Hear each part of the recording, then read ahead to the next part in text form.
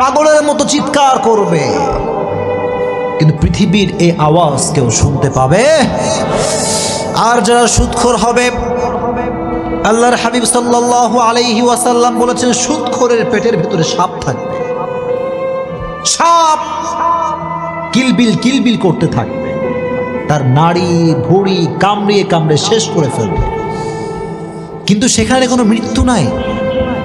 মানুষ যন্ত্রণা পেতে পেতে মৃত্যুর কাছে যাবে, আবার আল্লাহ রাব্বুল আলামিন জীবিত করে দেবেন, আবার মরার কাছে যাবে, আবার আল্লাহ জীবিত করে দেবেন। এভাবে কিয়ামত পর্যন্ত আপনাকে শাস্তি দিবে একজন, তিনি কে?